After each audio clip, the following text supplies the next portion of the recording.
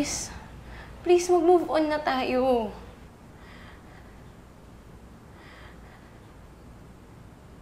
Makaya naman natin eh. Kaya naman natin magsimula ulit. Kung nandito lang si Dad, sigurado ako yun din yung gugustuhin niya.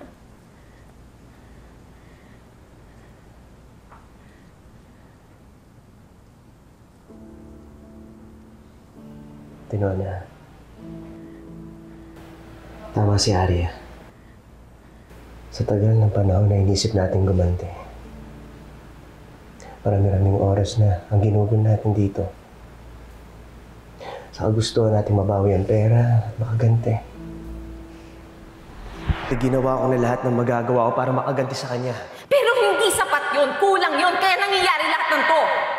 Ate naman, alam mong gagawin ko lahat para maiganti si Kuya, di ba? Pero pumalpak ka. Kaya ngayon, wala nang chance na para makaganti tayo sa kanya. Mag-amagala na ate. Ipaghihiganti ko si Kuya Nick. Ano pinagsasabi mo? Anong paghihiganti? Wala na si Anton Rosales. Patay na yun. Gagawin ko ang lahat para may paghiganti ang pagkamatay mo. Pagbabayarin ko si Anton. At hindi ako makakapayag na hindi siya mapaparusahan. Hindi. Hindi natin alam. Nakakagawa na tayo na hindi maganda. Na nakakasama sa iba. Pati na rin sa sarili natin.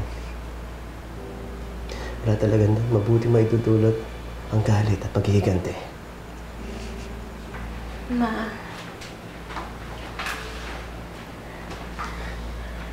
ang kailangan natin ngayon, forgiveness.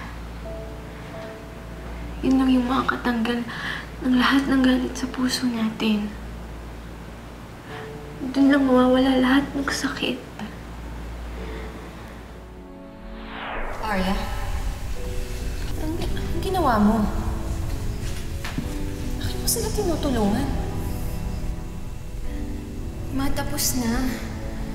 Bakit di na lang tayo magkaayos lahat? Nasaktan na yung pamilya natin at nakasakit na rin yung pamilya natin sa kanila. Tapusin na lang natin ito, para wala nang gulo.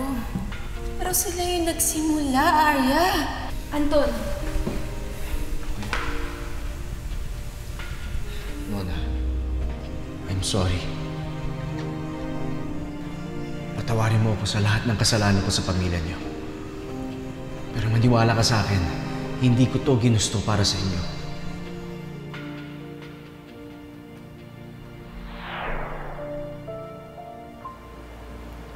Ba't ang talino mo, anak?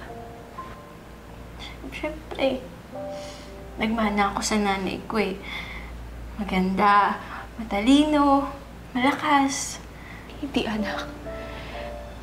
Hindi ako naging malakas para sa'yo. And I'm sorry.